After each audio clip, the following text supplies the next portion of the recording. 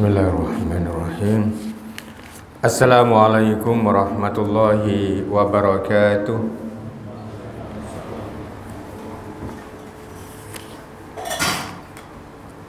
Innal hamdalillah nahmadu wa nasta'in wa nastaghfiruh wa na'udzu billahi min syururi anfusina wa min sayyiati a'malina. May yahdihillahu fala mudhillalah wa may yudlil fala hadiyalah. Asyhadu an la ilaha illallah wa asyhadu anna Muhammadan abduhu wa rasuluh. Allahumma shalli ala Muhammad wa ala alihi wa sahbihi ajma'in. Faqala Allah Ta'ala fil Qur'anil Karim, A'udzu billahi minasyaitonir rajim. Ya ayyuhalladzina amanu taqullaha haqqa tuqatih wa la tamutunna illa wa antum muslimun. Shadaqallahul azim. Bapak-bapak para jamaah salat maghrib yang ulun muliakan, pertama-tama dengan tidak henti-hentinya kita bersyukur kepada Allah. Kita bersyukur kepada Allah atas nikmat yang Allah berikan kepada diri kita semua. Pada malam hari ini kita masih diberikan kesempatan untuk sama-sama berkumpul, untuk sama-sama berkumpul bersilaturahim berjamaah di mushola ini. Mudah-mudahan apa yang kita lakukan, apa yang kita kerjakan, dan ibadah yang kita lakukan itu diterima oleh Allah Subhanahu wa ta'ala. Dan kita berkumpul di tempat ini adalah sebagai anjuran dari Rasul sallallahu alaihi wasallam, yang kita disebut ya seperti yang ulun sampaikan dengan berulang-ulang bahwa sesungguhnya kita semua ada di taman-taman sorga. Yang ketika Rasul sallallahu alaihi wasallam ditanya apa yang disebut dengan taman sorga itu, maka Rasul menjawab, maka Rasul itu bersabda, Riyadul Jannah majalisudz dzikri fil masajid. Taman sorga itu, taman sorga yang dimaksud itu adalah majlis-majlis ilmu, majlis-majlis ilmu yang diadakan di mushola atau diadakan di masjid-masjid. Maka orang yang berhadir, orang yang duduk di situ, maka sesungguhnya mereka duduk di taman sorga. Alhamdulillah. Alhamdulillah kita masih diberikan kesempatan dan kemauan, sehingga dengan demikian nantinya dari beberapa pertemuan yang sudah bertahun-tahun kita lakukan di mushola ini, kita akan mendapatkan ilmu yang bermanfaat, sehingga kita menjadi orang-orang yang bermanfaat kepada orang lain. Oleh karenanya agar hidup kita bermanfaat, bagaimana? Di dalam hadis Rasul sallallahu alaihi wasallam, idza matal insanu in qata amaluhu illa min salasa. Kata Rasul sallallahu alaihi wasallam, apabila manusia telah meninggal dunia, apabila seseorang itu sudah meninggal dunia, maka terputuslah semua amalannya kecuali illa min salasa, kecuali 3 perkara. Apa 3 perkara itu? Adalah sadaqatin jariyah. Yang pertama kata Rasul sallallahu alaihi wasallam, sedekah jariyah. Au ilmin yuntafa'u bih, atau ilmu yang bermanfaat, au waladin solihin yad'ulah, atau anak soleh yang senantiasa mendoakannya nanti. dari ketika kita membaca. Dari hadis ini yang diulang-ulang, yang disampaikan ini, salah satu di antaranya beberapa konsep Rasul sallallahu alaihi wasallam seperti yang telah kita ketahui bersama. Sedekah jariah yang dianjurkan oleh Rasul sallallahu alaihi wasallam. Jariah itu adalah sedekah yang mengalir terus-menerus, yang mengalir kepada orang yang memberikannya, yang mengalir kepada orang yang menginfakkannya, yang mengalir kepada seseorang yang mensedekahkan hartanya di jalan Allah. Misalnya membangun kepentingan mushola, membangun masjid, memperbaiki renovasi musala dan lain sebagainya. Maka sedekah yang kita lakukan, infak yang kita lakukan itu terus mengalir kepada siapa yang memberikannya. Itulah yang disebut dengan jariah. Jariah itu adalah mengalir. Mengalir kepada siapa? Mengalir kepada seseorang yang menginfakkan hartanya itu di jalan Allah Subhanahu wa ta'ala. Yang kedua, au ilmin yang yuntafa'u bi, atau ilmu dan ilmu yang bermanfaat. Ilmu yang bermanfaat itu tentu adalah ilmu agama yang sekian lama kita sudah menuntut ilmu di tempat ini. Dari tahun berapa kita sudah sama berkumpul di tempat ini. Pasti di antara kita semua, di antara jamaah, sudah ada yang mengetahui atau sudah ada di antara jamaah yang menangkap dari apa disampaikan oleh para ustaz. Sehingga ilmu itu akan bermanfaat kepada diri kita. Manfaatnya kalau kita tahu itu, maka kita sampaikan kepada orang-orang yang menjadi tanggung jawab kita. Orang-orang yang menjadi tanggung jawab kita, apakah kepada istri kita, apakah kepada anak-anak kita, atau kepada orang-orang yang menjadi tanggung jawab kita. Sehingga ilmu itu adalah betul-betul bermanfaat kepada diri kita. Yang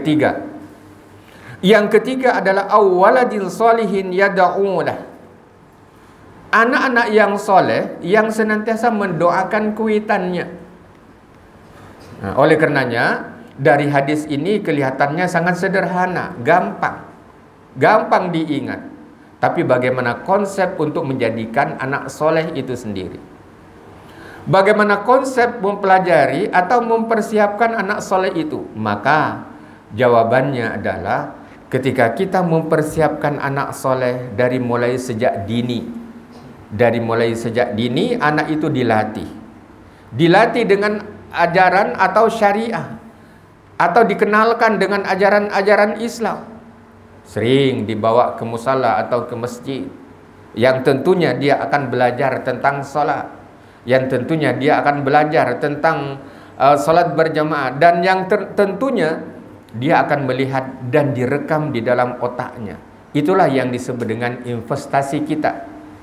Itulah yang disebut dengan investasi kita. Ketika investasi itu diberikan kepada anak kita dari sejak awal, sejak dini, maka nanti yang sewaktu-waktu qadarullah atas ketentuan Allah kita dipanggil oleh Allah, maka anak yang kita persiapkan itu, yang kita didik untuk membaca Al-Quran, yang kita didik dalam sekolah-sekolah agama, yang kita didik dengan ilmu-ilmu agama, maka anak itulah yang akan mendoakan kita ketika kita sudah dipanggil oleh Allah mendahului dari anak kita.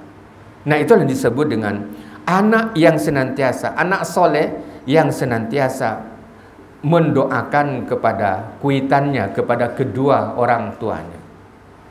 Konsep ini adalah sekarang sudah mulai tergerus dengan beberapa perubahan informasi, beberapa media sosial, sehingga dengan demikian kurang minat, ada sebagian masyarakat yang kurang minat untuk mempelajari Al-Quran. Oleh karenanya kita sebagai seorang muslim, kita sebagai umat Islam tentunya, maka kita galakkan itu semua, bagaimana kita mendidik anak cucu kita kepada nilai-nilai agama, yang nantinya dengan nilai agama dan pengetahuan agama itu nantinya bisa mendoakan nanti ketika kita sudah mendahului mereka. Itulah yang disebut dengan bagaimana hidup itu bisa bermanfaat kepada orang lain.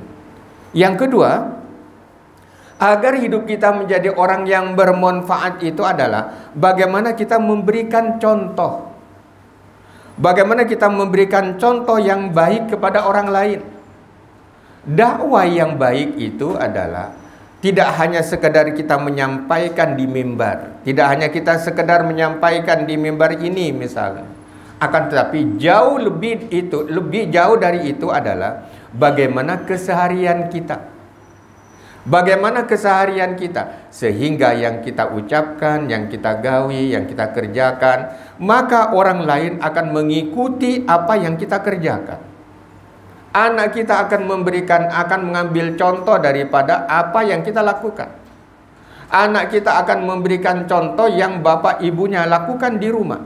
Sehingga dengan demikian, kalau kita terbiasa bangun malam dan setelah itu kita sholat subuh, terbiasa anak kita bangun di jam-jam itu, maka dia akan sampai nantinya ketika dia dewasa, dia pun akan melakukan karena kebiasaannya mengikuti dari apa yang dilakukan oleh kedua orang tuanya. Itulah yang disebutkan di dalam hadis Rasulullah SAW dari Jarir bin Abdullah, man sanna fil Islam sunnatan hasanah falahu ajruha wa ajru ma amila biha ba'da min ghairi ayyangkusa min ujurihim syai'un wa man sanna fil Islam sunnatan sayyi'atan kan alaihi wizruha wizru ukhra wa man amila biha ba'dahu min ghairi ayyangkusa min auzarihim syai'. Yang kata Rasulullah sallallahu alaihi wasallam, barang siapa yang mencontoh dan barang siapa yang mencontohkan sesuatu yang baik di dalam Islam, maka ia akan mendapatkan pahala. Ia akan mendapatkan pahala dan pahala orang yang mengamalkannya setelah sepeninggalnya tanpa mengurangi pahala sedikit pun. Artinya apa? Kalau kita memberitahu dan memberikan contoh yang baik dari ajaran-ajaran Islam, orang itu mengambil dari apa yang kita sampaikan, satu orang saja dari apa yang kita sampaikan, orang lain itu mengambil dari apa yang kita sampaikan itu, maka itu adalah sebuah kebaikan yang mendapatkan pahala kepada saya yang menyampaikan, lalu orang itu menyampaikan kepada orang lain mengerjakannya, maka sepanjang orang lain itu mengerjakan dari apa yang kita sampaikan, maka orang itu akan mendapatkan pahala dari apa yang kita contohkan, sesuatu yang baik itu. Begitu mudahnya di dalam Islam itu. Begitu mudahnya di dalam Islam itu untuk mencari pahala, untuk mengerjakan sesuatu yang bernilai pahala. Kebiasaan misalnya orang tua mengajarkan kepada anaknya dengan membaca Al-Quran, dengan membimbing anaknya supaya bagus, maka berapa ayat yang dia sampaikan itu, anak itu bisa membaca Al-Quran, maka itulah yang disebutkan terus mengalir kepada siapa yang memberikan contoh itu. Seorang guru, seorang dosen. Ketika seseorang itu menyampaikan perkuliahan, dan ketika itu ada di antara mahasiswa dari menangkap dari ilmu yang dia sampaikan, sesuatu ilmu yang baik, maka dia terus memberikan pahala kepada orang yang menyampaikannya itu. Sebaliknya, begitu juga kalau di dalam Islam itu ada orang yang menyampaikan, yang disampaikan itu kejelekan, menyuruh berbuat yang tidak baik, berbuat sebuah kejelekan, orang lain mengikuti dari apa yang kita berikan itu, yang kita contohkan itu, maka orang itu akan senantiasa mendapatkan dosa sepanjang orang itu mengerjakan perbuatan yang tidak baik itu. Itulah yang disebut dengan dosa jariyah. Artinya dosa yang terus mengalir kepada diri kita yang akibat dari kita menyampaikan atau memberikan contoh yang tidak baik. Korelasinya apa? Hubungannya apa dalam dunia sekarang yang informasinya atau media sosialnya yang canggih pada saat ini? Ketika seseorang itu men-share, mengirim sesuatu yang tidak baik, lalu orang itu mengirim, yang orang itu beribu-ribu nantinya akan terkirim. Siapa yang memberikan, siapa yang mengirimkan pertama, berapa banyak dosa yang ditanggungnya itu akibat dari perbuatan ketika kita men-share atau mengirim sesuatu yang tidak baik. Itulah yang dicontohkan oleh Rasul sallallahu alaihi wasallam. Bagaimana seseorang itu melakukan sesuatu, melakukan perbuatan yang baik, maka kembali kebaikan kepadanya. Begitu juga kalau seseorang itu melakukan kejelekan, maka kejelekan itu kembali kepadanya. Yang ketiga sekarang. Yang ketiga adalah bagaimana diri kita menjadi orang yang bermanfaat. Bagaimana diri kita menjadi orang yang bermanfaat itu? Man da'a ilal huda kana lahu min ajri mithlu ujuriha man tabi'ah. La yanqusu dzalika min ujurihim syai'a wa man da'a ila salatin kana alaihi minal ismi matala yamin manitaba la yanqusu dzalika min asahim syai'a. Barang siapa, kata Rasul sallallahu alaihi wasallam, menyeru kepada petunjuk, misalnya ulun atau ustadz-ustadz yang lain menyeru kepada diri kita, menyampaikan kepada diri kita tentang hal sebuah kebaikan atau petunjuk di dalam Islam, maka di antara jamaah cukup satu orang saja, misal dia mengambil dari apa ilmu yang disampaikan itu, maka dia terus mendapatkan nilai pahala dari apa yang kita sampaikan itu. Begitu indahnya Islam itu mengajarkan kepada diri kita, sehingga dengan demikian kita dengan mudah kita akan mendapatkan pahala dari apa yang kita kerjakan. Dan ingat, begitu juga mudahnya seseorang melakukan sebuah kejelekan dan tanpa disadari kejelekan itu kembali kepada siapa yang melakukan kejelekan itu. Jamaah rahimakumullah, malam ini saya coba akan menyampaikan kita berada di penghujung bulan Safar, ya kan? Penghujung kita bulan Safar, yang tentunya orang sudah banyak dan mengetahui bahwa bulan Safar itu gimana, gitu. Ada yang dikatakan bulan Safar itu panas, sial, dan lain sebagainya. Dan yang terakhir itu ada yang disebut dengan Arba Mustakmir, gitu kan. Arba Mustakmir artinya Arba itu adalah Rabu, gitu kan. Arba itu Rabu. Karena bahasa-bahasa kita itu banyak diadopsi dari bahasa Arab. Kenapa disebutkan dengan demikian? Ahad misalnya. Ahad itu adalah satu. Maka Ahad itu satu, maka kita memulainya hari itu dengan hari Ahad, berarti hari yang ke-1. Maka hari Isnin atau Senin dalam bahasa Indonesia hari yang kedua. Maka Salasatun hari yang ketiga. Begitu juga Arba yang disebut dalam bahasa kita adalah Rabu, maka disebut juga dengan hari yang keempat. Khamsun, Khamis, hari yang kelima, yang disebutkan dalam bahasa Indonesia disebut dengan hari Kamis. Lalu hari Jum'ah adalah hari di mana orang itu berjamaah ke masjid.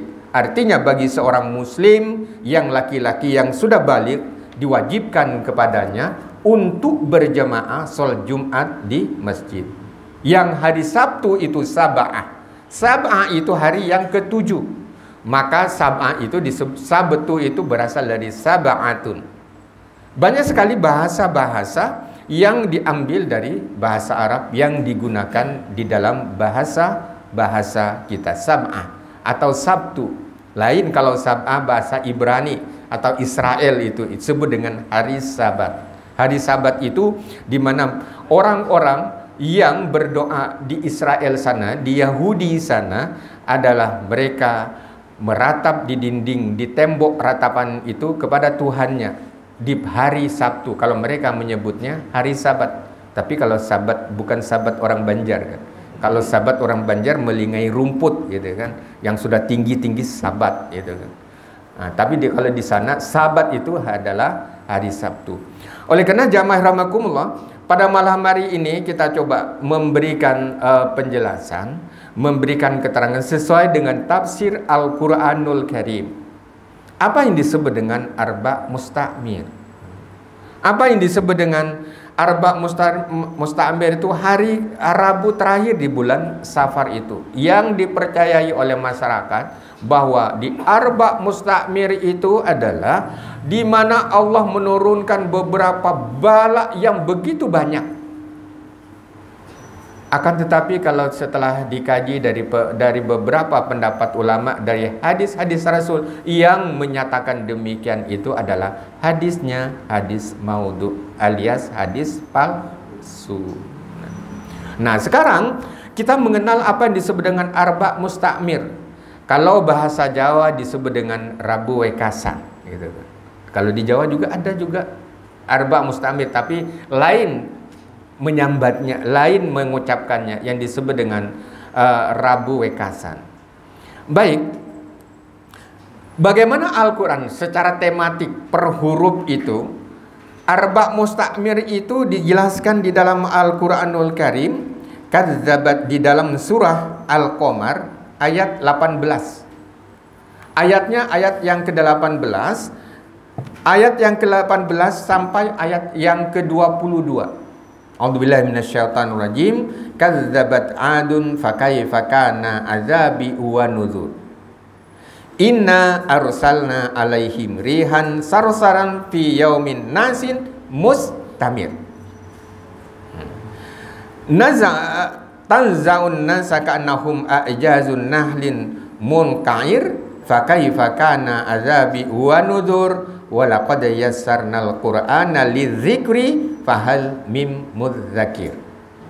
Nah, sekarang mari kita lihat secara tematik per huruf dari apa yang disampaikan di dalam firman Allah Subhanahu wa taala kepada diri kita. Yang pertama, kadzabat 'adun.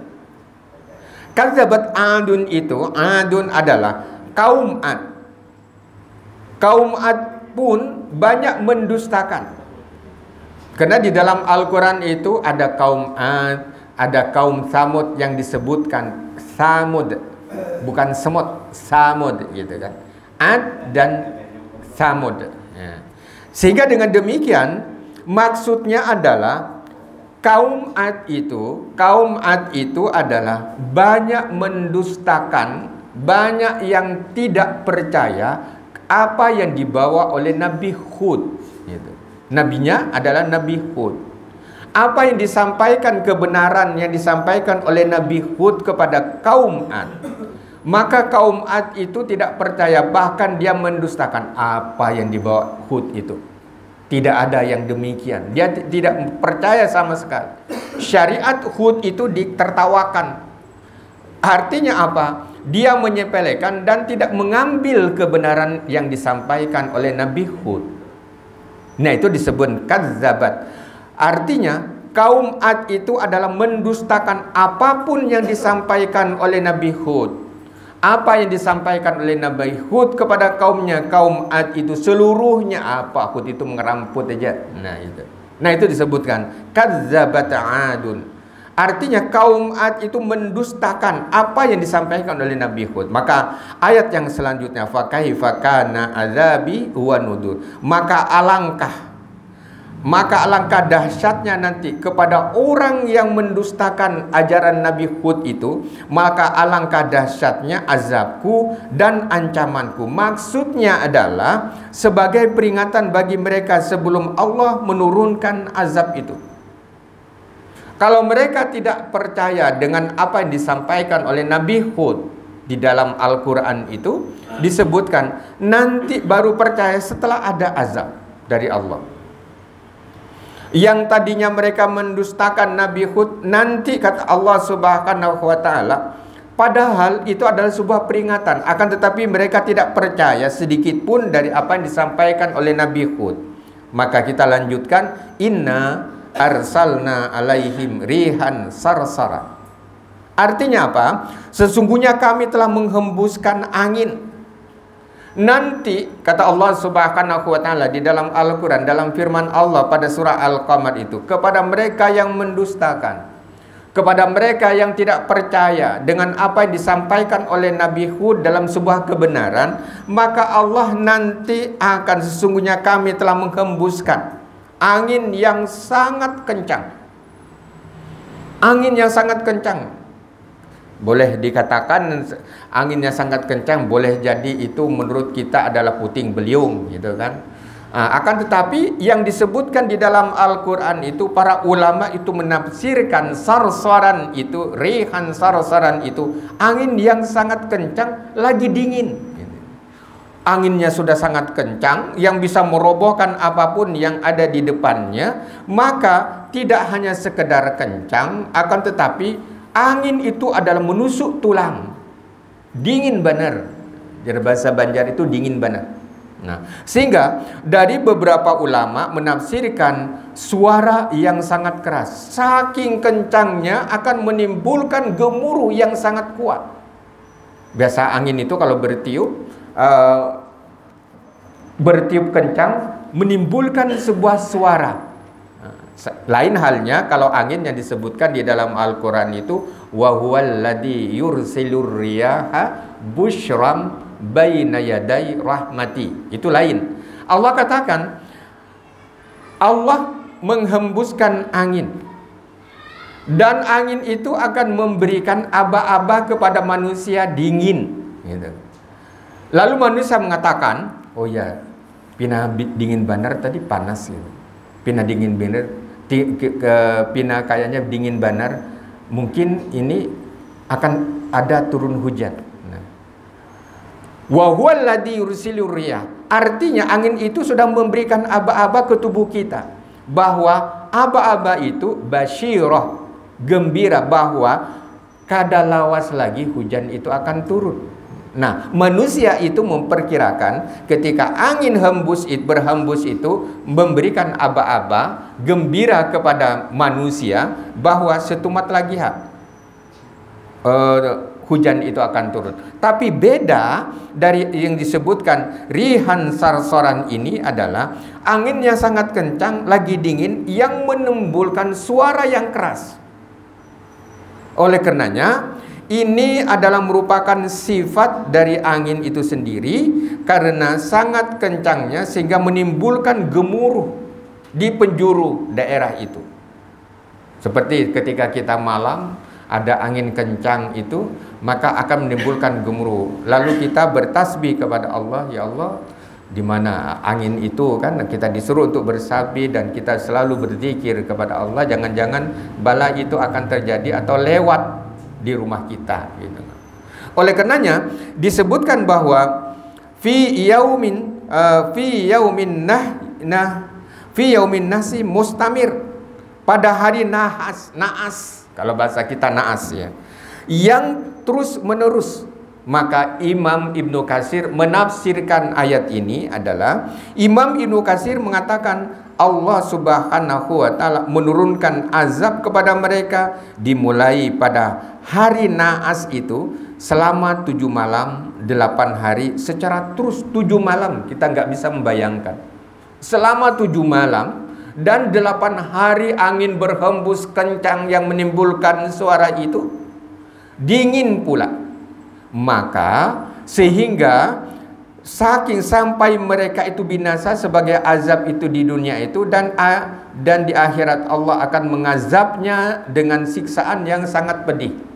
Oleh karenanya angin itu berhembus 7 malam berturut-turut, 7 malam dan 8 hari. Angin itu kencang, bertiup dan menimbulkan suara. Jadi kalau itu keadaannya, maka makhluk itu, kata Allah Subhanahu wa taala, bergelimpangan. Manusia itu layaknya seperti pohon korma yang kering, bergelimpangan.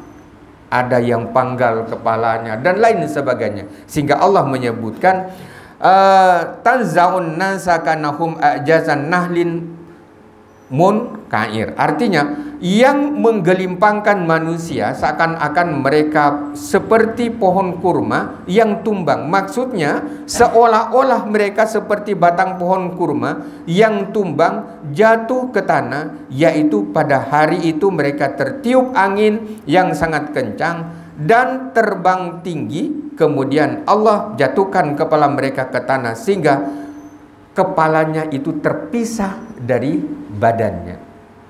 Nah, ini semuanya terjadi dalam ilmu tafsir itu, di dalam kajian tafsir Al-Quran, terjadi pada hari Rabu di bulan Safar. tapi masa kaum Ad dulu. Nah, dari penjelasan di dalam Al-Quran itu bukan berarti setiap tahunnya di bulan Safar hari Rabu kita mempercayai akan terjadi demikian. Tidak. Ini turunnya Al-Quran itu menceritakan, memberikan penjelasan kepada diri kita bagaimana ingkarnya kaum Ad itu, bagaimana ingkarnya kaum Ad itu terhadap ajaran yang dibawa oleh Nabi Hud itu. Mereka tidak mempercayai sama sekali. Jangankan beriman, mereka sedikit pun tidak mengambil apa yang disampaikan oleh nabinya waktu itu adalah Nabi Hud. Saking ingkarnya itu, Allah menurunkan azab, yang azab itu berupa angin yang sangat kencang, yang bergemuruh, yang sangat dingin, yang bisa menumbangkan, yang bisa menerbangkan manusia yang ada di depannya. Al-Quran menyebutkan manusia pada waktu itu seperti pohon kurma yang jatuh. Yang jatuh dari pohonnya, tercabut dari akarnya karena ditiup oleh angin. Saking dahsyatnya azab Allah kepada kaum Ad itu. Jadi kejadian itu kebetulan itu terjadi pada bulan Safar di hari Rabu. Nah, kenapa orang percaya dengan kejadian seperti itu? Padahal itu adalah min qablikum, sesuatu yang terjadi pada waktu sebelum kita. Artinya kejadian itu adalah hanya terjadi dengan kaum Ad pada masa Nabi Hud. Nah, oleh karenanya tidak bisa kita kaitkan kejadian itu dengan pada saat ini. Sehingga Allah menegaskan walaqad yassarnal Qur'ana lidzikri fahal mim mudzakir. Kata Allah Subhanahu wa taala, dan sesungguhnya kami telah memudahkan Al-Qur'an untuk dipelajari. Maka adakah mereka yang mengambil pelajaran tentang itu? Kalau ini disampaikan kepada kita, maka kita bisa mengambil sebuah pelajaran. Maksudnya bisa mengambil sebuah pelajaran bahwa seseorang yang melakukan sebuah kezaliman, seseorang yang melakukan kedurhakaan, seseorang yang tidak percaya dengan ajaran agamanya, maka Allah Subhanahu wa taala akan membinasakan mereka itu. Kenapa? Karena mereka tidak percaya dengan ajaran-ajaran Allah Subhanahu wa taala. Itulah cerita di balik apa yang disampaikan di dalam surah Al-Qamar pada ayat yang ke-18 sampai 22 yang berbicara tentang arba mustamir. Nah, arba mustamir itu kejadiannya itu adalah terjadi pada umat atau kaum Ad pada masa Nabi Hud, tidak sekarang. Tapi orang mempercayainya tidak hanya di Banjar, di Jawa, bahkan di daerah yang lainnya pun percaya arba mustamir. Nah, padahal kata Allah Subhanahu wa taala, Allah memberikan perumpamaan yang mudah. Jangan kita melakukan sesuatu, membantah sesuatu yang benar. Jangan kita melakukan sebuah kerusakan. Jangan kita melakukan sebuah kemaksiatan. Jangan kita melakukan sebuah kezaliman. Jangan kita melakukan suatu kerusakan yang lain. Nanti Allah akan mengirimkan azab kepada siapa yang melakukannya. Oleh karenanya, ayat ini memberikan kepada diri kita tentang bagaimana seseorang itu mempelajari Al-Quran dari beberapa kejadian-kejadian yang ada dari sejarah-sejarah berkenaan apa yang disebut dengan arba mustamir. Sehingga dengan demikian kita bisa menjelaskan kepada orang lain bahwa sesungguhnya arba mustamir itu loh, kejadiannya itu pada Nabi Hud, kejadiannya itu ada pada kaum Ad, tidak pada kita sekarang. Sehingga disebutkan di dalam Al-Quran itu kul la yusibana illa ma kataballahu lana huwa maulana wa 'alallah fal yatawakkalil mutawakkilin fal yatawakkalil mu'minun. Kata Allah, katakanlah sekali-kali tidak akan menimpa kami melainkan apa yang telah Allah tetapkan.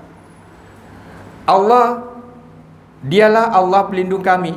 dan hanya kepada Allah orang-orang yang beriman harus bertawakal. Artinya kita berserah diri kepada Allah Subhanahu wa taala. Oleh karenanya, kenapa orang menyebutkan, kenapa sebagian orang mengatakan bahwa Safar itu bulan sial, padahal di dalam Al-Quran itu tidak ada kesialan itu.